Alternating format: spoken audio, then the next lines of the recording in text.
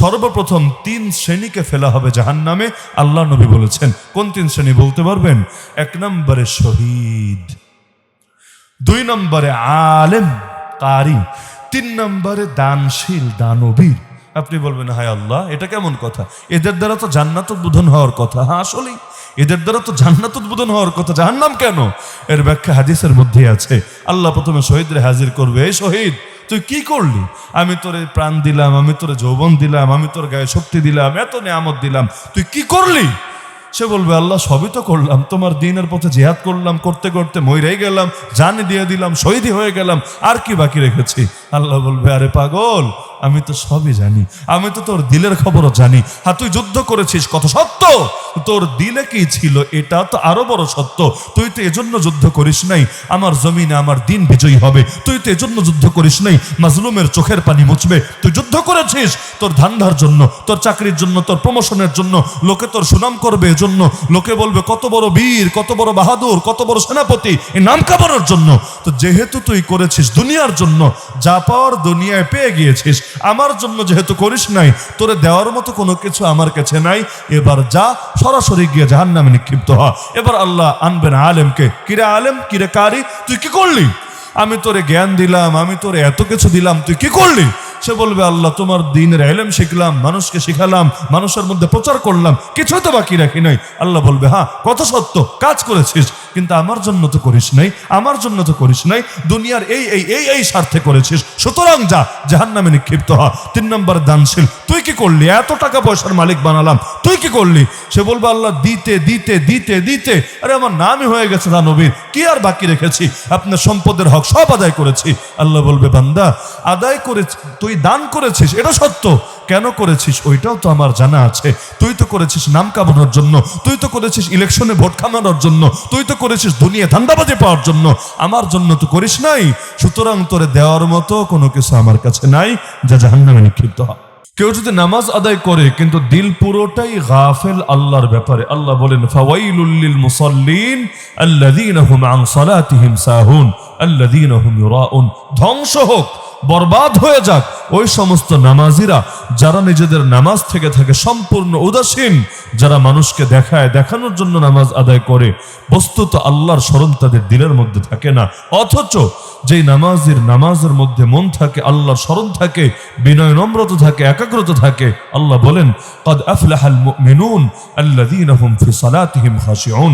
যেই মুমিনরা নিজেদের নামাজের মধ্যে একাগ্রচিত্ত, তারা কামিয়াব হয়ে গিয়েছে, তারা সফল হয়ে গিয়েছে। আল্লাহর স্মরণ এমন একটা দামি জিনিস, যদি কেউ রোজাও রাখে কিন্তু আল্লাহর স্মরণ না রাখে, নবীজি সাল্লাল্লাহু আলাইহি ওয়াসাল্লাম বলেন রুব্বা সাইমিন লাইসা মিন সিয়ামিহি ইল্লাল জু। এমন বহু রোজাদার আছে যাদের রোজা থেকে প্রাপ্তি শুধু একটা, সারাদিন না খেয়ে ক্ষুধার যন্ত্রণায় কষ্ট করেছে, দ্বিতীয় কোনো প্রাপ্তি তাদের নাই। একইভাবে নবী বলেন ওয়া রুব্বা কাইমিন লাইসা মিন কিয়ামিহি ইল্লা সাহার। এমন বহু রাতের বেলায় নামাজ আদায়কারী আছে যাদের নামাজ থেকে প্রাপ্তি শুধু একটা, সারা রাত না ঘুমিয়ে কষ্ট করেছে, এইটাই, এছাড়া দ্বিতীয় কোনো প্রাপ্তি নাই। কেন? আল্লাহর জিকির ছিল না তাদের ভেতরে, আল্লাহর স্মরণ ছিল না তাদের ভেতরে।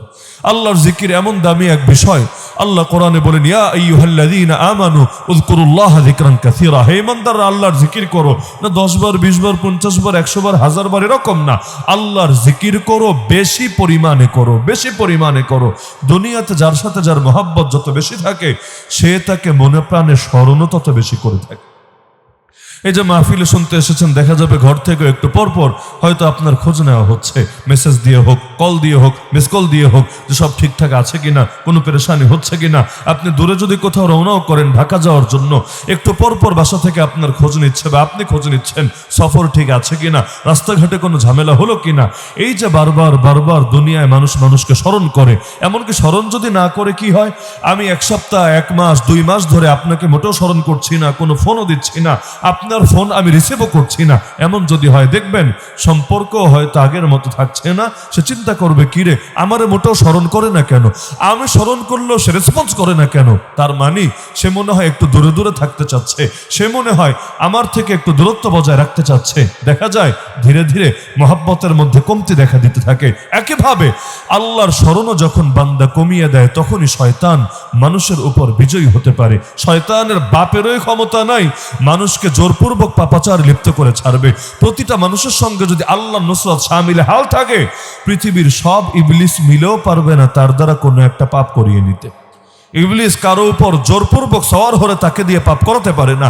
ইবলিস যখন বিতাড়িত হয়ে এসেছিল, ওই সময় স্বীকার করে এসেছে আল্লাহর সামনে, আয় আল্লাহ, আমি গোটা আদমের বংশকে ধ্বংস করে ছাড়বো, কিন্তু ইল্লা ইবাদাকা মিনহুমুল মুখলাসিন, আপনার খাঁটি বান্দা যারা, আপনার একনিষ্ঠ বান্দা যারা, আপনার স্মরণে দেওয়ানা বান্দা যারা, আরে তাদেরকে আমি কিছু করতে পারবো না। এমনকি আল্লাহ বলে দিয়েছিলেন, ইবলিস শোন, তোকে অনেক শক্তি দিলাম, তোকে অনেক ক্ষমতা দিলাম, কিন্তু ইন্না ইবাদি লাইসা লাকা আলাইহিম সুলতান, আমার খাঁটি বান্দা যারা, তাদের উপর তোর কোনো রাজত্ব চলবেই না। ওয়া কাফা বিরাব্বিকা ওয়াকিলা, তাদের অভিভাবক হিসাবে এক আল্লাহই যথেষ্ট। আর আল্লাহ যাদের অভিভাবক হয়ে যান, তাদের আর কোনো কিছুই লাগে না। হাসবুনাল্লাহু ওয়া নি'মাল ওয়াকিল, নি'মাল মাওলা ওয়া নি'মান নাসির। খেয়াল করলে দেখবেন, মানুষ পাপও তখন করে যখন সে আল্লাহর স্মরণে থাকে না। একদিকে আল্লাহর জিকিরও চলবে, আর একদিকে কবিরা গুনাহও চলবে। কিভাবে সম্ভব? একদিকে আল্লাহর স্মরণও চলবে, আর একদিকে আপনি পর্নোগ্রাফিও দেখবেন, গান বাজনাও দেখবেন, অশ্লীলতায়ও লিপ্ত থাকবেন। কিভাবে সম্ভব? মানুষ তখনই পাপ করে যখন তার দিলটা যায় আল্লাহর স্মরণ থেকে, আল্লাহর জিকির থেকে গাফেল হয়ে। যার কারণে 3 বছরের বাচ্চাও যদি তাকিয়ে থাকে, মানুষ পাপ করতে পারে না, তার বিবেকে বাঁধে। কিন্তু আল্লাহ যে তার দিকে তাকিয়ে আছেন, আল্লাহ যে তাকে দেখছেন, আল্লাহ যে সবকিছু লিখে রাখছেন, আল্লাহ যে জমিনকেও সাক্ষী বানাচ্ছেন, আপনার অঙ্গ প্রত্যঙ্গকে আপনার বিরুদ্ধে সাক্ষী বানাচ্ছেন, কিরামান কাতিবিন সম্মানিত বিভিন্ন ফেরেশতাদের মাধ্যমে লিপিবদ্ধ রাখছেন, এগুলো যখন মানুষ ভুলে যায়, এই স্মরণ যখন তার দিল থেকে চলে যায়, ওই সময় সে কেবলমাত্র বিভিন্ন রকম পাপের মধ্যে লিপ্ত হতে পারে। এজন্য আল্লাহর খাঁটি বান্দাদের বৈশিষ্ট্য প্রসঙ্গেই আল্লাহ বলেছেন, তারা সর্বদা আল্লাহর স্মরণ করে, দাঁড়ায় থাকলেও করে, বসে থাকলেও করে, শুয়ে গেলেও করে। আল্লাযীনা ইয়াযকুরুনাল্লাহা কিয়ামান ওয়া কুউদান ওয়া আলা জুনুবিহিম। এমনকি মূল স্মরণ তো দিলের স্মরণ, মুখেরটা তো যা সহায়ক মাত্র। মুখ দিয়ে যে আল্লাহর নামের জিকির করেন, লা ইলাহা ইল্লাল্লাহ বলেন, সুবহানাল্লাহ বলেন, আলহামদুলিল্লাহ বলেন, এগুলো তো যা সহায়ক মাধ্যম। মূল তো হলো দিলের স্মরণ।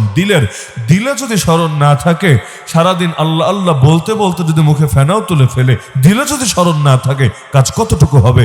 অপরদিকে কেউ যদি মুখে বলতে নাও পারে, যেমন বোবা মুখ দিয়ে বলতে পারে না, তো দিলের মধ্যে যদি সে আমার আল্লাহ স্মরণ জাগ্রত রাখে, ইনশাআল্লাহ সুম্মা ইনশাআল্লাহ, ওই ব্যক্তির জিন্দেগি অবশ্যই পরিবর্তন হবে।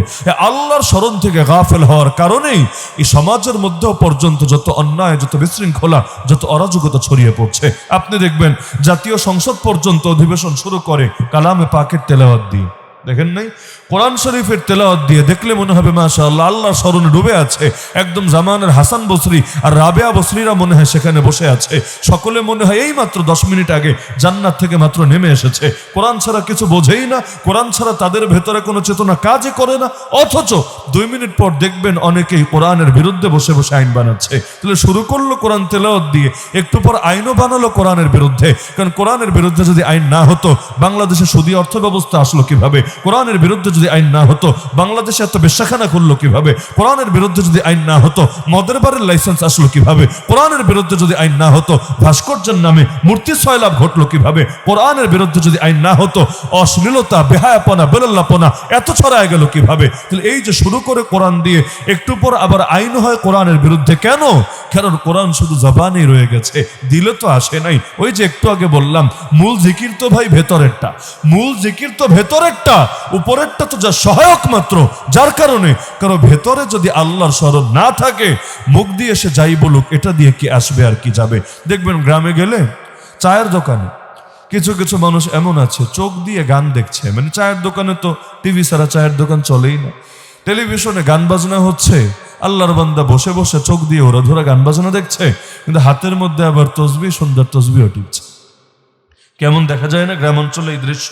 তাহলে এই যে সে চোখ দিয়ে গান বাজনা দেখছে, হাত দিয়ে আবার টিপেই যাচ্ছে, আপনার কি ধারণা একদম কনফার্ম জান্নাতি হয়ে যাচ্ছে, তাই না? উল্টা বেয়াদবি হচ্ছে, বেয়াদবি। পাপ করতে করতে যখন আমার আল্লাহর নাম নিচ্ছে, এটা আমার আল্লাহর প্রতি উল্টো অবজ্ঞা প্রকাশ পাচ্ছে। তা আল্লাহর জিকির এমন একটা বিষয়, প্রতিটা ইবাদতের রূহ এটা, প্রতিটা পাপ থেকে বাঁচার মূল শক্তি এটা। আল্লাহর জিকির যার যত বেশি হবে, আল্লাহ রাব্বুল আলামিনের নুসরত সে তত বেশি পাবে। এজন্য দেখবেন বদরের ময়দানে পর্যন্ত আল্লাহ নবী সাল্লাল্লাহু আলাইহি ওয়াসাল্লাম যখন এই কঠিন হালতে পড়ে গেলেন, কি করলেন নবীজি?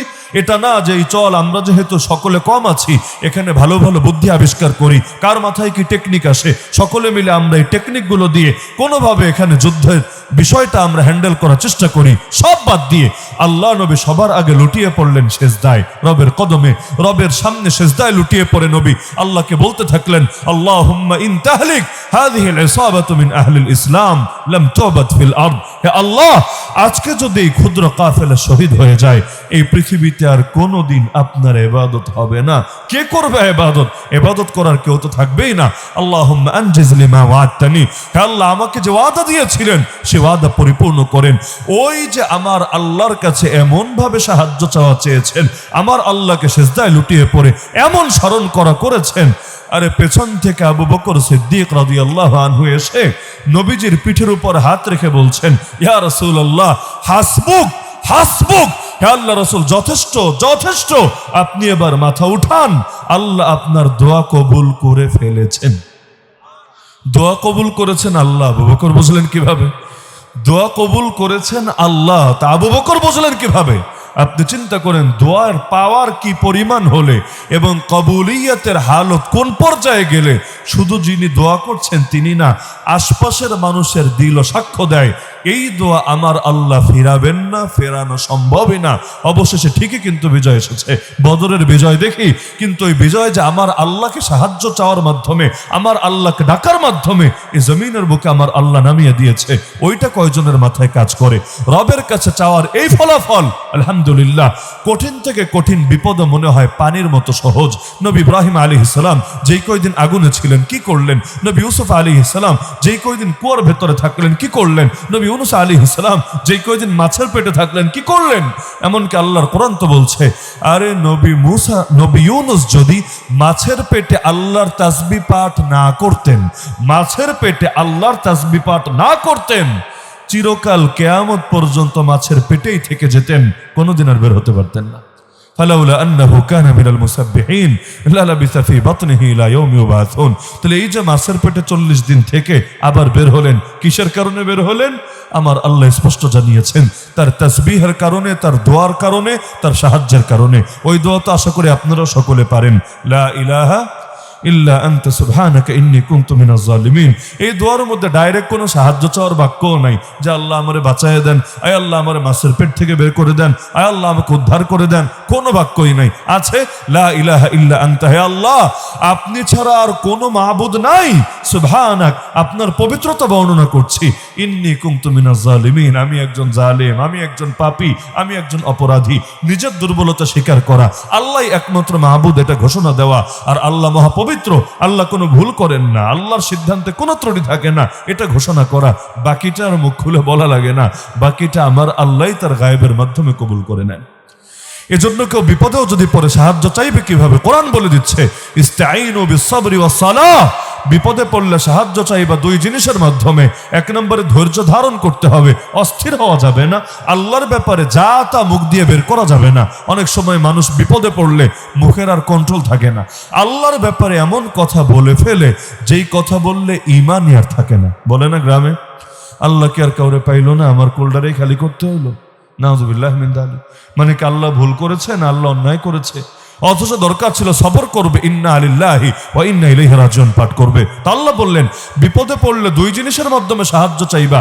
এক নম্বরে সবর করবা, দুই নম্বরে নামাজে দাঁড়ায় যাবা। সালাত নামাজে দাঁড়ায় যাবা। ইন্নাল্লাহা মা'আস সাবিরিন, যারা সবরের পরিচয় দেবে তাদের সাথে আল্লাহ আছে, আল্লাহর সাহায্য জড়ে থাকবে তাদের সাথে। আল্লাহর জিকির এমন একটা ইবাদত, জিকির শুধু এক পক্ষে হয় তা না, আপনি স্মরণ করবেন আল্লাহকে, সঙ্গে সঙ্গে আল্লাহ স্মরণ করবে আপনাকে, দুই পক্ষ থেকে। একপাক্ষিক ভালোবাসার তো দাম নাই, আছে একপাক্ষিক মহব্বতের দাম আছে, যে আমি তার জন্য দেওয়ানা, তার জন্য আশেক, কিন্তু সে আমার দিকে ফিরাও তাকায় না, আমার নামও শুনতে পারে না, তো এই মহব্বত দিয়ে কি হবে রে ভাই? এজন্য মহব্বত তো দ্বিপাক্ষিক লাগে। তো স্মরণ, আমি খালি আল্লাহরে স্মরণ করলাম, করতে করতে জীবন কাটায় দিলাম, কিন্তু আল্লাহ আমার একবারও স্মরণ করলো না, কি লাভ হবে?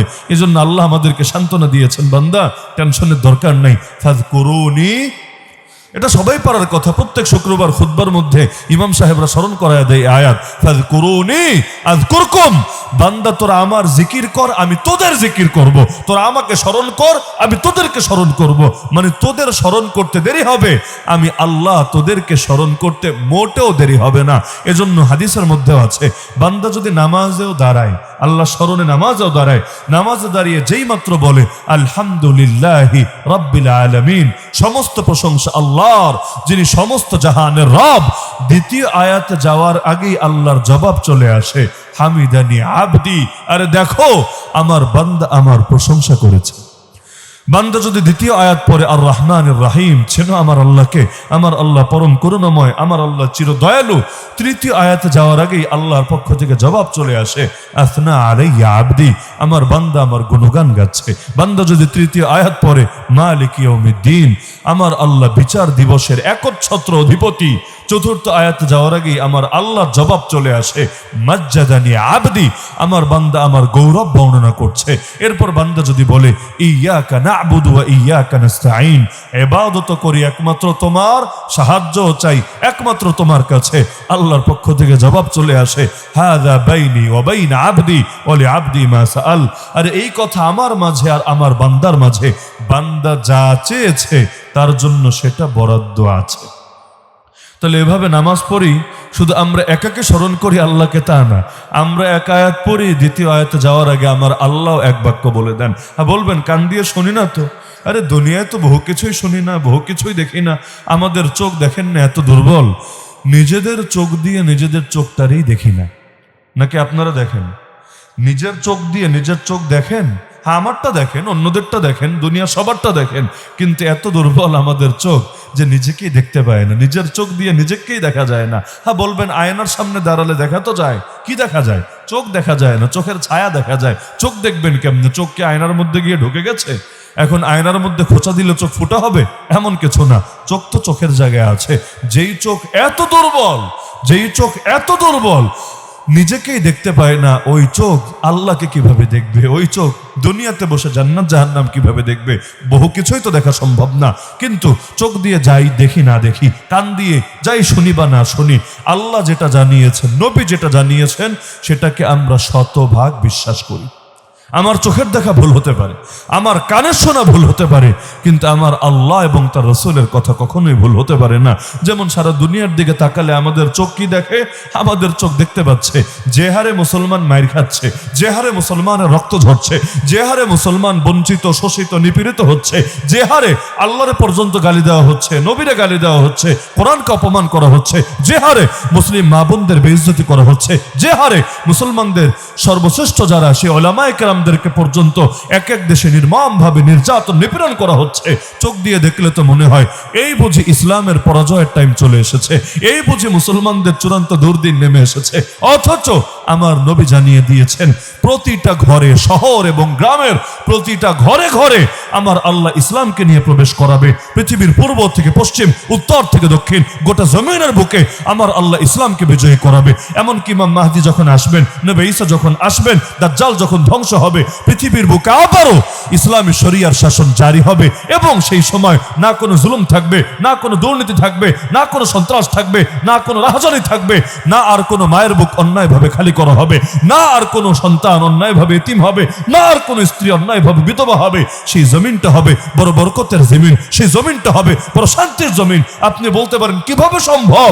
যতদিন যাচ্ছে মুসলমান তো দুর্বল থেকে দুর্বলতর হচ্ছে। হ্যাঁ, আমাদের চোখ দেখছে মুসলমান দুর্বল হচ্ছে।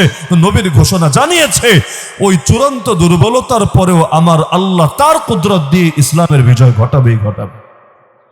তাহলে আমার চোখ যা দেখলো এটা বিষয় না, আমার কান যা শুনলো এটা বিষয় না, এগুলো ভুল হতে পারে, কিন্তু আল্লাহ এবং তার নবীর বার্তা সেটাই চূড়ান্ত বলে বিবেচিত হবে। তাহলে আল্লাহকে যদি বান্দা স্মরণ করে, স্মরণ খালি সে আল্লাহরে করে এমন না, আল্লাহ সঙ্গে সঙ্গে তারে স্মরণ করেন। এমন কি আল্লাহ নিজে বলেন হাদিসে কুদসি, বান্দা যদি মনে মনে আল্লাহকে স্মরণ করে, আল্লাহ একান্তে তাকে স্মরণ করেন। আর যদি বান্দা সবাই মিলে বসে একসাথে আল্লাহকে স্মরণ করে, যেমন আমরা এখন কারে স্মরণ করছি? কাকে স্মরণ করছি? আল্লাহকে। যদি আমরা বড় পাপী বান্দা, যদি আমরা বড় দুর্বল বান্দা, এমনকি আমরা এমন বান্দা আল্লাহরে স্মরণ করারও টাইম নষ্ট মনে হয়, দুনিয়ার হাবিজাবি একদম বাকদম ঘোরাড্ডম আলোচনারে বড় জরুরি মনে হয়, আর আল্লাহ স্মরণকে, আল্লাহর কুদরত নিয়ে চিন্তা ভাবনা করাকে, এগুলোকে আমাদের কাছে টাইম নষ্ট করা মনে হয়। অথচ আল্লাহ নিজে বলেন, বান্দা যদি কোনো মজলিসে বসে আমাকে স্মরণ করে, এর চাইতে বড় দামি মজলিস অর্থাৎ ফেরেশতাদের মজলিসে আমি বান্দাদেরকে নাম নিয়ে নিয়ে স্মরণ করি। এমনকি যেই মজলিসে আল্লাহ স্মরণ হতে থাকে, হাদিসের মধ্যে আছে ফেরেশতারা চতুর্দিক থেকে ওই মজলিসকে ঘিরে রাখে। এটাও দেখতে পাচ্ছি না, না দেখলে কি? নবী যা বলেছেন অবশ্যই সত্য। তার মানে এই মাহফিলে খালি আমরা মানুষেরা আছি তা না, আমাদেরকে চতুর্দিক থেকে ঘিরে রেখেছে কারা? হ্যাঁ, কোন ফেরেশতা? ফেরেশতা তো আবার দুই রকম আছে, রহমতের ফেরেশতা আর গজবের ফেরেশতা। জানেন তো ফেরেশতা দুই রকম আছে না, রহমতের ফেরেশতা আর গজবের ফেরেশতা। দারুল উলুম দেওবন্দের প্রতিষ্ঠাতা মুহতামিম হজ্জাতুল ইসলাম কাসেম নানুতুবি রহমতুল্লাহির কাছে এক হিন্দু ভদ্রলোক এসেছে। তার হাতে একটা রশি, সেই রশির সঙ্গে কুত্তা বাঁধা। এসে বলছে, হুজুর, এই যে আমার সাথে কুত্তাটা দেখতে পাচ্ছেন, আমি যখনই বাহিরে বের হই আমার হাতে এই কুত্তাটাকে রশি দিয়ে বেঁধে সবসময় হাতে হাতে রেখে দেই। কারণ হলো, আপনাদের নবী নাকি বলেছে, আপনাদের হুজুরদের মুখে শুনেছি, যেই ঘরে ছবি থাকে অথবা কুকুর থাকে সেই ঘরে ফেরেশতা আসে না। তো হুজুর, আমার ঘরে তো ছবি মূর্তিই আছে, ডাইরেক্ট মূর্তিই আছে, আর যখন বাইরে বের হই ওই সময় কুত্তাটাকে রাখি সাথে সাথে। কেন? কারণ যত যাই হোক আজরাইলও তো একটা ফেরেশতা, তো আমার ঘরেও আজরাইল ঢুকবে কিভাবে, বাইরেও আজরাইল আসবে কিভাবে? কারণ ঘরেও তো ছবি না, ডাইরেক্ট মূর্তি আছে, আজরাইলের আসার তো সুযোগ নাই, তার প্রবেশ নিষিদ্ধ। একইভাবে বাইরে যখন আসি তখনও তো এখানে কুত্তা আছে আমার সাথে সাথে, তো যার কারণে এখানেও তো আজরাইলের আসার সুযোগ নেই আমার কাছে। এরপরও যদি আইসা যায় বাই চান্স, এরপরও যদি আজরাইল আমার কাছে চলে আসে, তাহলে লোকে বুঝবে আপনাদের ধর্মে ভুল আছে, আপনাদের নবী মিথ্যা কথা বলে গেছে, না আর যদি না আসে তাহলে তো পুরাই লাভ, আমি আর মরবো না, চিরকাল অমর হয়ে থাকবো, দুনিয়ার বুকে চিরদিন বাঁচবো। এটা কে না চায়? এটা তো প্রত্যেকেরই স্বপ্ন, আমার স্বপ্ন পূরণ হবে, দুইটাই লাভ। এবার কাসেম নানুতুবি রহমতুল্লাহ চিন্তা করলেন, এইটারে আয়াত হাদিস দিয়ে বোঝায় লাভ নাই, ওই কাটারে কাটা দিয়েই তুলতে হয়, কিছু করার নাই। এবার তিনি বলেন, আচ্ছা তোমাদের এলাকায় কি কুত্তা টুত্তা মরে না? বলল, হুজুর কুত্তা তো অবশ্যই মরে। কেমনে মরে? কেমনে মরে এটা তো জানি না, কিন্তু কেউ না কেউ জান তো কবজ করে, জান কবজ না করলে মরবে কিভাবে? রুহ যতদিন থাকে তখন তো আর মরে না। মরা মানেই হলো রুহটা ভেতর থেকে কেউ বের করে নিয়ে যায়। এবার বলল, তাহলে তো জবাব সহজ হয়ে গেল, ওই ভালো মানুষের জান কবজ করে যে ফেরেশতারা, ওই রকম ফেরেশতারা তোমার জান কবজ করতে আসবে না কষ্ট করে। কুত্তার জান কবজের দায়িত্বে নিয়োজিত যারা, তারা এসে তোমার জানটাকে সুন্দর কবজ করে নিয়ে যাবে। তাহলে ফেরেশতা না আসার মানে এটা না যে কোনো ফেরেশতাই আসে না। যেমন বিগত সময়ে বাংলাদেশে যে হারে মূর্তি সয়লাভ ঘটানো হয়েছে ভাস্কর্যের নামে, পূজার মূর্তির কথা বলছি না, ওই ভাস্কর্যের নামে রাস্তায় রাস্তায় অমুকের আব্বা, তমুকের দুলাভাই, তমুকের শ্বশুর, এই যে মূর্তি দিয়ে পুরো বাংলাদেশে সয়লাভ ঘটানো হয়েছে। আরে ঘরের মধ্যে যদি ছবি থাকে, ওই ঘরে রহমতের ফেরেশতা আসে না, তাহলে পুরো দেশ যদি এভাবে ছবি ভাস্কর্য মূর্তি দিয়ে সয়লাভ হয়ে যায়, ওই দেশে ফেরেশতা আসবে কিভাবে? হ্যাঁ, এর মানে এটা না কোনো ফেরেশতাই আসবে না, রহমতের ফেরেশতা আসবে না, তবে গজবেরটা তো ঠিকই আসবে, সবার আগে আগে এসে হাজির হবে। বিগত সময়ে এদের মাথায় মনে হয় ভূতে চেপেছিল যে নিজেরা তো মরবে, গজবের ফেরেশতা এনে এই পুরো দেশবাসীকে পর্যন্ত বিপদে ফেলবে। না হলে কি দরকার ছিল সৌন্দর্যের নামে এই মানুষগুলোকে এভাবে রাস্তায় রাস্তায় দাঁড় করায় দেওয়া? কি ইজ্জত পেয়েছে, কি ইজ্জত পেয়েছে? ক্ষমতা যেতে দেরি মানুষ তাদের বাপের মূর্তি, তাদের দুলাভাইয়ের মূর্তি, তাদের শ্বশুরের মূর্তি নির্মমভাবে বেইজ্জতি করতে দেরি না, তো কি লাভ হলো এভাবে খাড়া করায় দিয়ে? আরে যদি কেউ সামনে খাড়ায় থাকলে ইজ্জত পেত, তাহলে ফেরাউন বেটা, ফেরাউনের তো মূর্তি লাগে না, ওর তো আস্ত লাশই আল্লাহ বাকি রেখে দিয়েছিল। ফেরাউনের তো রড সিমেন্টের মূর্তি লাগে না, বা রডের বদলে বাঁশের মূর্তিও লাগে না, ফেরাউনের ডাইরেক্ট লাশই আমার আল্লাহ বাকি রেখে দিয়েছিল। এখনো মিশরে গেলে অনেকে দেখে আসে না, দেখে আসে। তাহলে ফেরাউনের লাশ যখন বাকি রয়ে গেছে, কি ইজ্জত পেয়েছে, কি সম্মানটা পেয়েছে। অপরদিকে নবী মুসাকে কে দেখেছে? নবী মুসার ছবিও তো দেখে নাই জীবনে।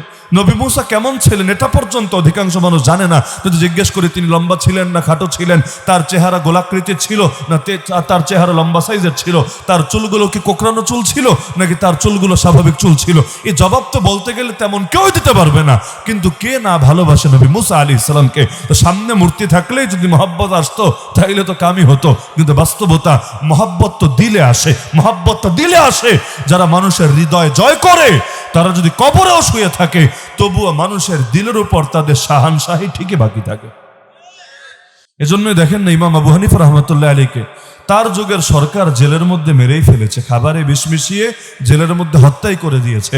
কিন্তু ওই সরকারে কে চেনে, ওর নামটা কে জানে? কিন্তু ইমাম আবু হানিফাকে চেনে না, তার নাম জানে না, তার জন্য মাগনা মাগনা দোয়া করে না। এরকম মুসলমান দুনিয়াতে কয়জন পাওয়া যাবে? তাহলে আসল সম্মান তো এখানে।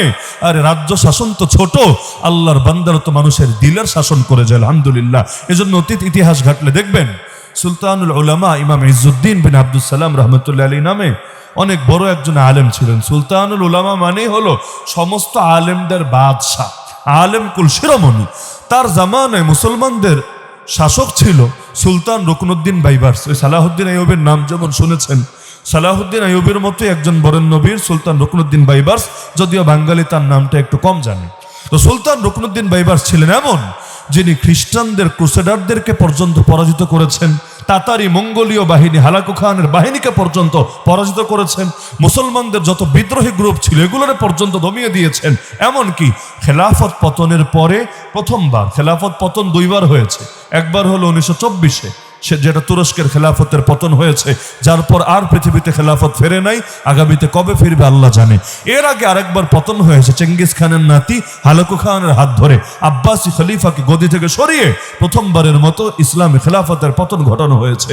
ওই খেলাফতকে আবারও যিনি উদ্ধার করেছেন তিনি হলেন এই মহান সেনাপতি, মহান বিজেতা সুলতান রুকনুদ্দিন বাইবার্স রহমতুল্লাহ আলাইহি। তো তিনি প্রকাশ্যে বলতেন আল্লাহর জমিনে অর্থাৎ আসমানের নিচে মাটির উপরে আমি কাউকে ভয় পাই না, কাউরে গুনি না। সে কত বড় যোদ্ধা, কত বড় বাদশাহ, কত বড় সেনাপতি, এটা নিয়ে আমার দিলে কোনো ভয় কাজ করে না। সে হালাকু খান হলেও আমার কিছু মনে হয় না, সে যদি খ্রিস্টানদের বড় ক্রুসেডার হয় তাও কিছু মনে হয় না। কিন্তু একটা হুজুররে নিয়ে আমার বড় ভয় হয়, আমি তারে আসলেই ডরাই। মানে আল্লাহকে তো সবাই ভয় পায় সেটা না, এই জমিনের মধ্যে মানুষের মধ্যে আমি একটা হুজুরকে বড় ভয় পাই। কোন হুজুর? ও যার নাম একটু আগে বললাম, আলেম কুল শিরোমণি ইমাম ইজ্জুদ্দিন বিন আব্দুস সালাম রাহমাতুল্লাহ আলাইহি। আপনি বলবেন কেন?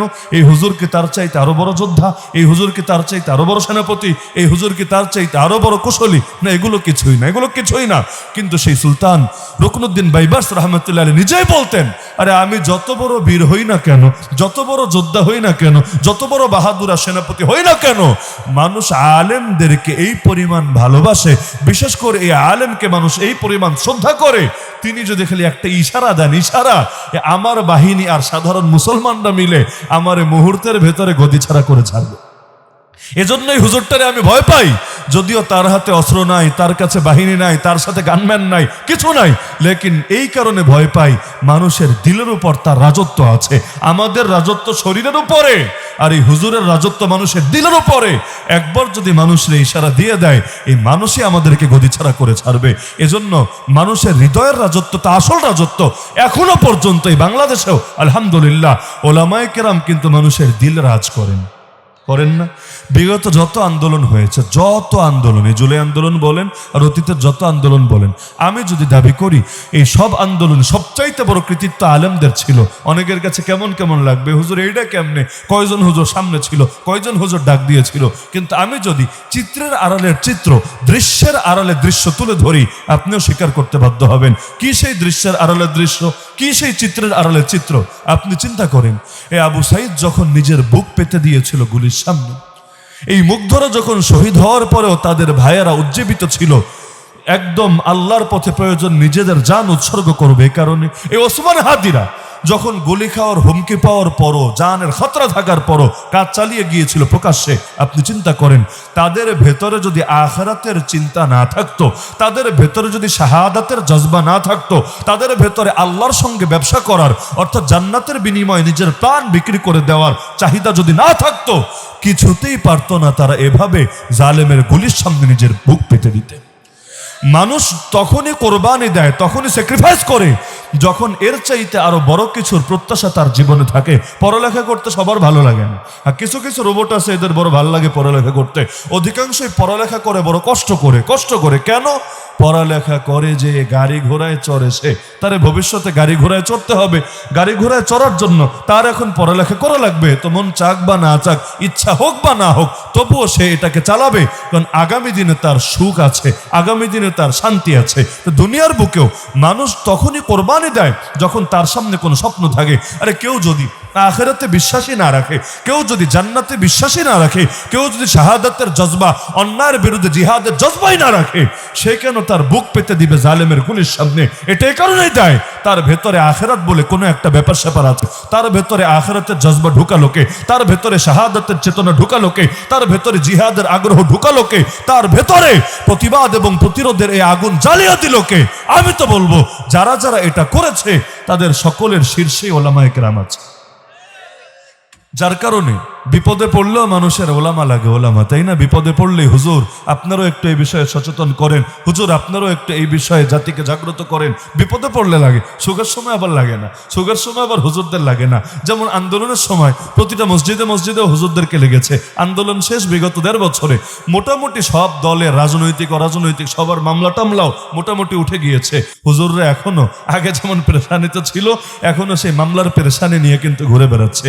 বিশেষ করে হেফাজতের মামলা যেই হুজুর খেয়েছে, আপনি একটু খোঁজ নিয়েন তো কোন কোন হুজুরের মামলা গত 1.5 বছরে উঠেছে। দেখবেন ওই আগেও যেমন মামলা ছিল এখনো তেমন মামলা আছে, যদিও হাসিনা নাই, দেশে বহুদিন হয়ে গেছে। আপনি বলবেন কেন?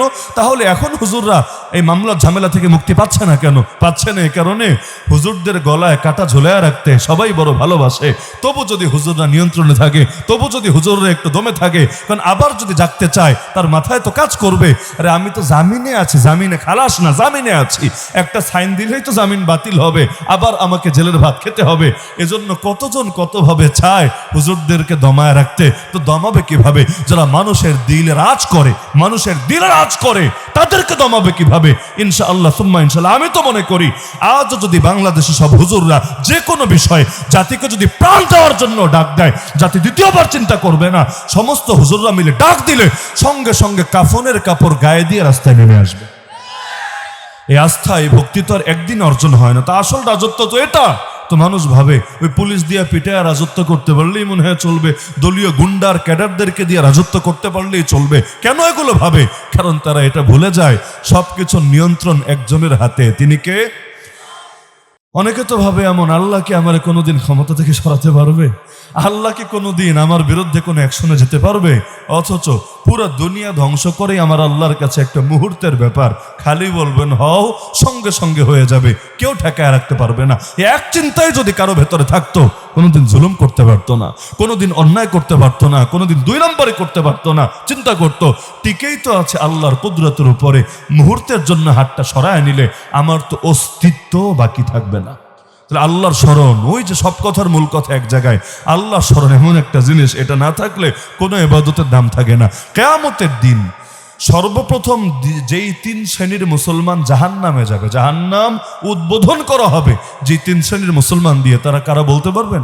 আপনি বলবেন হুজুর বুঝেছি, বেনামাজি যারা, মদখোর যারা, ধর্ষক যারা, এদেরকে দিয়ে আমার আল্লাহ মনে হয় জাহান্নাম উদ্বোধন করবেন। কিন্তু না, নবীজি জানিয়েছেন সর্বপ্রথম মুসলমানদের যাদের দ্বারা জাহান্নাম উদ্বোধন করা হবে, মুসলমানদের এজন্য বলছি কারণ কাফেরগুলো তো এর আগে বিনা হিসাবেই যাবে জাহান্নামে, ওদের আর কষ্ট করে হিসাব কিতাব লাগবে না, বিনা হিসাবে চলে যাবে জাহান্নামে। এরপর মুসলমানদের মধ্যে এজন্য লোক দেখানো ইবাদতকে হাদিসে বলা হয়েছে শিরিক। শিরিক শিরিক 2 রকম হয়, এক হলো বড় শিরিক আর এক হলো ছোট শিরিক। বড় শিরিক হলো আল্লাহর সঙ্গে অন্য কোনো দেবদেবী, অন্য কোনো খোদা, অন্য কোনো মাহবুদের শরিক করা, এটা সবাই বোঝেন। কিন্তু আরেকটা শিরিক আছে, নামাজ যদি পড়ে মানুষ দেখানোর জন্য, যেমন নির্বাচন আসলে নতুন নতুন কিছু নামাজই পাওয়া যায় না, হজ করে মানুষকে দেখানোর জন্য। এইটার তো ভাই বাম্পার ফলন বাংলাদেশে। ওই এখন থেকে মনে হয় মাস 2 আগে এক গ্রামে গেলাম, এক দোকানের নাম লেখা দেখলাম, মোদি টাইপের দোকান, দোকানের নাম লেখা, পুরো নাম বলবো না আমি, শুরুতে আছে ডাবল হাজি। দোকানের একটা নাম শুরুতে হলো ডাবল হাজি। প্রথম দেখে আমার মাথায় একটা চক্কর মারলো, কিরে এই শব্দ তো জীবনে শুনি নাই কোনোদিন, সিঙ্গেল হাজি, ডাবল হাজি, ট্রিপল হাজি, এরকম শব্দ তো শুনিনি, এইটা কি জিনিস? কিন্তু এখন থামারও তো সুযোগ নেই, চলে গেলাম এখানে। তা আমি আর ওনাদের থেকে ব্যাখ্যা শুনতে পারিনি, শুনতে পারলে ভালো হতো, অথবা হয়তো বিব্রতও হতো। কিন্তু আমার কাছে মনে হয়েছে, আমার মনে হওয়াটা ভুলও হতে পারে, আমার কাছে মনে হয়েছে যে এর ব্যাখ্যা সম্ভবত এমন হতে পারে যে তিনি যে জীবনে 2 বার হজ করেছেন, এটা মানুষকে বোঝাবেন কেমনে? যদি শুধু হাজি লেখে বা আলহাজ লেখে, তো 1 বার করলেও আলহাজ, 10 বার করলেও আলহাজ, ডিগ্রি তো আর বাড়ে না, ডিগ্রি তো আর বাড়ে না। এখন তিনি যে ডাবল হজ করেছেন, 2 বার হজ করেছেন, এটা তো মানুষকে জানাতে হবে, না জানালে কি ইবাদতের দাম আছে? এ কারণে ডাবল শব্দ দিলে মোটামুটি ক্লিয়ার হয়। আল্লাহ যদি ওনারে জিন্দা রাখে, আগামীতে যাইতে পারে, হয়তো ট্রিপল লিখবে, এরপর যেতে পারলে ডিগ্রি হয়তো আরো বাড়বে, এভাবে বাড়তে বাড়তে যতদূর পর্যন্ত যেতে পারে। তাহলে এই যে দেখা যায়, অথচ মধুপুরের পীর সাহেবকে চেনেন না আপনারা? মধুপুরের পীর সাহেব, আমার জানা মতে তিনি ইতিমধ্যে 50 বারের বেশি হজ করে ফেলেছেন, 50 বারের বেশি। অথচ এখন যদি নামের আগে ডিগ্রি লাগানো শুরু হয়, তাহলে তো 50টা ডিগ্রি নতুন করে হয়তো অ্যাড করা লাগবে। কিন্তু আলহামদুলিল্লাহ, জীবনে কোনোদিন হাজি সাহেব এইটাও লিখতে দেখি নাই, এইটাও লিখতে দেখি নাই। কারণ ইবাদত হবে একমাত্র কার জন্যে? আল্লাহর জন্যে।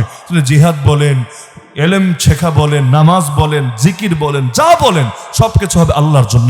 এজন্য ইসলাম বলেছে ফরজ নামাজ পড়বো মসজিদে, সুন্নত নফল পড়ো ঘরে। যদিও এটা আমরা আপনাদেরকে বেশি একটা উৎসাহিত করব না, কারণ ঘরে সুন্নত পড়তে বললে অধিকাংশ আর নামাজই পড়বে না। জুম্মার দিন যা হয়, কোন রকম আসা সবার পরে 2 রাকাত পরে দৌড় দেয়, সুন্নত কিন্তু আর বাসায় গিয়ে পড়ে না। কিন্তু বাসায় গিয়ে নামাজ পড়ার সুবিধা কি জানেন? মসজিদে নফল একটু বেশি পড়লেও দিলের মধ্যে অনেক সময় অহংকার আসতে পারে। সুন্নত নামাজ যদি লম্বা করে পড়েন, ফরজ বেশি লম্বা করা যায় না, নিষেধ আছে। কোন নামাজে কতটুকু কেরাত পড়বে নবীর শিখায়া দেওয়া আছে, শিখায়া দেওয়া আছে। এখন আবেগের ঠেলায় মনে করেন এত লম্বা পড়লাম, পিছনের মুরব্বীরা কষ্টে একদম পা ব্যথা হয়ে গেল, এতে আমার সওয়াব হবে না, উল্টা পাপ হবে। ওই একজনের ঘটনা শুনেছিলাম, পাঠানের গল্প আর কি। ফজরের নামাজ তো দাঁড়িয়েছে রোজা রমজানের দিন, রোজার দিন ফজরের নামাজটা আগে আগে হয় না, আজান দেওয়ার শুরুতেই কিন্তু হয়ে যায়, 10-15 মিনিটের মধ্যেই হয়ে যায়, কারণ মানুষ ঘুমাতে হবে, আর দেরি করলে তো মুসল্লিই থাকবে না মসজিদে, যখন যেভাবে মুসল্লি ভালো হয় আর কি। তো এখন রোজা রমজানের দিন ফজরের নামাজে আশা নিয়ে গিয়েছেন, কোনো রকম 2 রাকাত নামাজ পড়ে বাসায় এসে ঘুম দিবেন। এখন ইমাম সাহেবের ওই দিন কারেন্ট উঠে গেছে আর কি, মাঝে মাঝে এশকের হালতে থাকে। ইমাম সাহেবের ওই দিন মনে হয়েছে আজকে একদম তেলাওয়াত করে উল্টায় ফেলবো।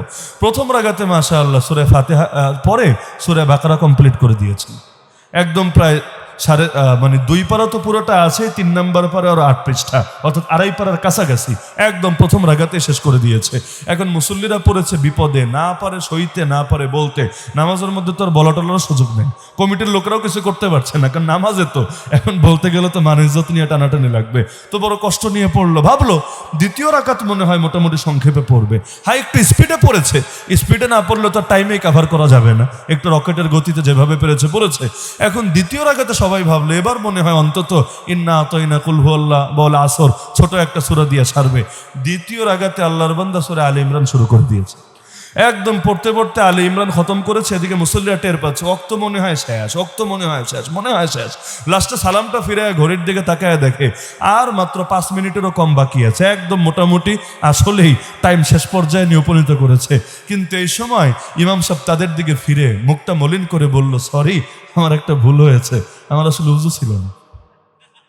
এজন্য কষ্ট করে আপনারা তাড়াতাড়ি নামাজটা নিজেরা পড়ে নেন, ওক্ত থাকতে থাকতে। হায় রে কষ্টকারে বলে, একে তো টাইমও গেল, এখন উযু নাই মানে নামাজও তো হয় নাই, নতুন করে নামাজ আদায় করতে হবে। তো এখন ফরজ নামাজ অতি লম্বা করা এটা হাদিসে নিষেধ আছে। এক সাহাবী লম্বা লম্বা নামাজ পড়তেন, মুসল্লিরা গিয়ে বিচার দিল নবীজির কাছে, ইয়া রাসূলুল্লাহ, এসব নামাজ এত লম্বা পড়া পরে আমাদের পা ব্যথা হয়ে যায়। নবী তাকে ডেকে বলেন, আফাত্তানুন আনতা ইয়া মুআয, হে মুআয তুমি কি ফিতনাবাজ? শব্দ দেখেন, হে মুআয তুমি কি ফিতনাবাজ? তুমি কি এটা তোমার মাথায় থাকে না? মানুষের মধ্যে অনেকে অসুস্থ আছে, অনেকে বয়স্ক মানুষও আছে, তাদের কষ্ট হবে, এটা কি তোমার মনে থাকে না? তো এখন ফরজ নামাজ তো খুব লম্বা করার সুযোগ নাই, তো সুন্নত নামাজ লম্বা করার সুযোগ আছে নাকি নাই? নফল নামাজ ইচ্ছা মতো অনেক বেশি পড়ার সুযোগ আছে নাকি নাই? এইটাও যদি আপনি মসজিদে পড়েন, হতে পারে আপনার ভেতরে একটু ভাব আসতে পারে, দেখ আমি সবার পরে মসজিদ থেকে বের হই, আমার মতো বুজুর্গ কি এলাকায় 2টা আছে, আমি তো একমাত্র। এই অহংকার যদি আসে, ইবাদত সব খতম হয়ে গিয়েছে। মাথায় রাখবেন, আপনার ইবাদত যদি আপনার ভেতর অহংকার সৃষ্টি করে, আপনার চাইতে ওই পাপী উত্তম যার ভেতরে বিনয় আছে, বিনয়, ওই বিনয়ের কারণে আল্লাহ তাআলা তওবার তৌফিক দিয়ে দিবে। আর আপনার অহংকারের কারণে আল্লাহ আপনার মৃত্যুও বড় করুণ বানাতে পারে। এজন্য অনেক তাবলিগ করেন, তাতে কি ভেতরে অহংকার যাতে না আসে। বড় পীরের মুরিদ অনেক মেহনত করেন, তাতে কি ভেতরে অহংকার যাতে না আসে। অনেক টাকা পয়সা দান করেন, বহুত মসজিদ মাদ্রাসার খেদমত করেন, তাতে কি ভেতরে অহংকার যাতে না আসে। যে কোনো লাইনে আপনি অনেক জিহাদ করেছেন, বহুকাল জিহাদে কেটেছে, তবুও ভেতরে অহংকার যাতে না আসে। মানে এক দুইটা না, হার ইবাদতের ক্ষেত্রে কথা, খবরদার অহংকার যাতে না আসে। নাহলে ইবলিসের চাইতে বেশি ইবাদত কে করেছে? ইবলিসের চাইতে আমরা সবাই এখানে যারা আছি সবার ইবাদত যদি এক পাল্লা উঠানো হয়, ইবলিসের একার ইবাদতের পাল্লা বেশি হবে। তো ধ্বংস কেন হয়েছে? সেরেফ এবং সেরেফ অহংকারের কারণে, অহংকারের কারণে। সুতরাং মাথায় রাখতে হবে, শেষ ভালো যার সব ভালো তার। খালি শুরু ভালো হলেই হয় না, শুরু ভালো হলেই হয় না, শেষটাও ভালো হওয়া লাগে। অনেকে তো শুরু ভালো হলে পরেরটা ভুলেই যায়। আমরা যুদ্ধে এটা করেছি, দেশ স্বাধীনে এটা করেছি, সুতরাং পরে আকাম কুকাম যা করে সমস্যা নাই, পাবলিক আমাদের সালাম দিবে, সালাম। একইভাবে কেউ চিন্তা করে আমরা আন্দোলন করেছি, আন্দোলন করে স্বৈরাচার বিদায় করেছি, বহুত রক্ত দিয়েছি, সুতরাং এখন চান্দা টান্দা যা নেই, দুই নাম্বারি যা করে কোনো সমস্যা নাই। অথচ মাথায় রাখতে হয় শুরু না, মাথায় রাখতে হয় শেষ। আমার আল্লাহ কোন কোন ডাকাতরাও পাক্কা ওলি বানায়া দুনিয়া থেকে নিয়েছেন, আবার কোন কোন আলেমরাও বেঈমান বানায়া আমার আল্লাহ দুনিয়া থেকে নিয়েছেন। সুতরাং যতদিন শেষ নিঃশ্বাস ত্যাগ না করতে পারবেন, যতদিন মরার সময় আল্লাহর জিকির, আল্লাহ স্মরণ করে না যেতে পারবেন, ততদিন পর্যন্ত হাল ছাড়ার সুযোগ নাই, নিজের ব্যাপারে ওভার কনফিডেন্সে ভোগার সুযোগ নাই। তা আমার সব কথার মূল কথা, আল্লাহর জিকিরের দিকে মনোযোগ দেবেন তো ইনশাআল্লাহ। নবীকে এক সাহাবী এসে বলল, ইয়া রাসূলুল্লাহ, ইসলামের বিধান অনেক অনেক, এত বিধান, এগুলো আমার মনে রাখাও কষ্ট, আমল করাও কষ্ট, আমার সহজ টেকনিক দিয়ে দেন, একদম শর্টকাট টেকনিক যেটা দিয়ে জান্নাতে চলে যাব। নবী একটা মাত্র পরামর্শ দিলেন, দ্বিতীয় কিছু না, একটা। নবী বললেন, তোমার জিহ্বাটা সর্বদা আল্লাহর জিকির দিয়ে ভেজায় রাখবা, বিনা টেনশনে আল্লাহ জান্নাতে পৌঁছায় দেবে ইনশাআল্লাহ। লা ইয়াজালু লিসানুকা রাতাবাম মিন যিকরিল্লাহ। আর জিকির যদি অল টাইম মুখে জারি থাকে, দিলের মধ্যেও থাকবে ইনশাআল্লাহ। কারণ মুখে যা বলি কল্পনায়ও কিন্তু তা চলে আসে। মুখে আমি যদি বলি কাক, দেখবেন কল্পনায় কাক এসে হাজির হয়েছে। মুখে আমি যদি বলি এক কাপ চা, দেখবেন কল্পনায় চা এসে হাজির হয়েছে। মুখে যদি বলি আল্লাহ আল্লাহ আল্লাহ আল্লাহ, কল্পনার মধ্যে আমার আল্লাহ চলে এসেছে। দিলে যদি আল্লাহকে বসাতে পারেন, ইনশাআল্লাহ হার জায়গায় এটা অনুভব করতে পারবেন। নামাজে সবার মনোযোগ থাকে তো আপনাদের, তাই না? থাকে, অধিকাংশেরই তো থাকে না। যাদের থাকে না এদের সমাধান কি? ওই সমাধানও এখানে। হাসান বসরি রহমতুল্লাহ আলী নাম শুনেছেন? ওনার কাছে এসে একজন জিজ্ঞেস করেছে, হুজুর আমার একটা সমস্যা হয়। কি সমস্যা? হুজুর বিশ্বাস করে নামাজে আল্লাহু আকবার বলার আগ পর্যন্ত আমার মনটা স্থির থাকে, ছোটাছুটি করে না। আবার আসসালামু আলাইকুম ওয়া রাহমাতুল্লাহ বলার পরও মনটা স্থির থাকে, কোনো ছোটাছুটি করে না। মাঝখানে খালি আল্লাহু আকবার বলতে দেরি, হাটে ঘাটে মাঠে কই কই কই যে মন ঘুরতে থাকে, মাথায় ধরে না, কয়বার টাইনা আনি তাও থাকে না, আবার জায়গা, আবার টানি, আবার জায়গা। আর খালি সালামটা ফিরাই, মনে আইসা বলি, ইয়া স্যার আসি রে ভাই আসি, আর যাবো না তোমার থেকে, তোমার সাথেই বাকি সময় কাটাবো। তাহলে মাঝখানের টাইমটা কি করা যায়? আমার কোনো তাবিজ টাবিজ দেন, কোনো পানি পড়া দেন, একটু ফুটো দিয়ে দেন, যাতে মাঝখানের টাইম আমার দিলটা স্থির থাকে। হাসান বসরি কি সমাধান দিয়েছেন জানেন? কোনো ট্যাবলেটও না, কোনো ক্যাপসুলও না, কোনো তাবিজও না, কোনো পানি পড়াও না, কোনো ফুও না। কি সমাধান দিয়েছেন? তিনি বলেছেন, দিলের মধ্যে আল্লাহ বসাও, আখিরাত বসাও, জান্নাত বসাও, নামাজে দাঁড়ালেও এগুলো চোখের সামনে ভাসবে। আর দিলের মধ্যে যদি দুনিয়া থাকে, গান্দেগি থাকে, নোংরামি থাকে, আজেবাজে জিনিস থাকে, নামাজে দাঁড়ালে ওইটাই চোখের সামনে আসবে, স্বাভাবিক ব্যাপার। এজন্য 2 দিন খালি পরীক্ষা করেন, আপনারা 2টা দিন খালি পরীক্ষা করেন। একদিন দৌড়ে গিয়া নামাজ ধরবেন, হয় না অনেক সময় ইমাম রুকুতে চলে গেছে আর দৌড়কারে বলে, বাংলাদেশে তো মাশাআল্লাহ ইমাম সাহেব যখন রুকুতে যায় এমন যদি ধুম ধুম করে আওয়াজ হয়, মাঝে মাঝে মনে হয় ভূমিকম্প শুরু হয়েছে। কেন? কারণ রুকু মিস তো জীবনে বিরাট লস। রুকু মিস মানে রাকাত একটা আদায় করতে হবে। এজন্য এই যুদ্ধে পিছায় থাকা যাবে না, যুদ্ধ করে হলেও যে কোনোভাবে রুকু ধরতে হবে। করে নাকি করেন? অথচ এভাবে রুকু ধরো নিষেধ না, দৌড়ায় নামাজ ধরো নিষেধ, তাহলে শ্বাস ঠিক হতেই তো সময় লাগবে, নামাজে মনোযোগ থেকে আসবে। তো এখন এই যে আপনি একদিন এভাবে হঠাৎ করে গিয়ে নামাজ ধরবেন, ওই দিন খেয়াল দিবেন দিলের কি হালত। আর আরেকদিন যেই মাত্র আজান শুনবেন, ওযু করে পবিত্র হয়ে সঙ্গে সঙ্গে মসজিদে গিয়ে হাজির হবেন। মসজিদে গিয়ে তাহিয়াতুল মসজিদ যদি তা নাও পারেন, অন্তত সুন্নাত পড়েন। পড়ার পরে বাকি যে টাইমটা আছে একটু কোরআন তেলাওয়াত করেন, কোরআন তেলাওয়াত করতে না পারলে একটু জিকির করেন, তাও যদি না পারেন এই ওযুর সাথে মসজিদে বৈশা বৈশা আল্লাহর একটু মনে মনে স্মরণ করেন। এরপর যখন ইকামত শুরু হবে আপনি ইমাম সাহেবের সাথে নামাজ শুরু করে দেখেন। এই 2 দিনের নামাজে যদি কোনো পরিবর্তন না পান আমারে বললেন, পরিবর্তন আসবে নাকি আসবে না? আসবে নাকি আসবে না? কেন? কারণ ওই যে 10টা মিনিট 15 মিনিট আগে মসজিদে গেলেন, দিলের মধ্যে আল্লাহ স্মরণ একটু হলেও ঢুকেছে, এজন্য নামাজে মনোযোগও একটু বেড়েছে। আর দৌড়ে গেলে মাত্র তো আসলেন হোটেল থেকে, মাত্র তো ক্যাশ থেকে, মাত্র তো ঘর থেকে, মাত্র তো সিনেমার সামনে থেকে, দিলের মধ্যে ওইটা চালু আছে।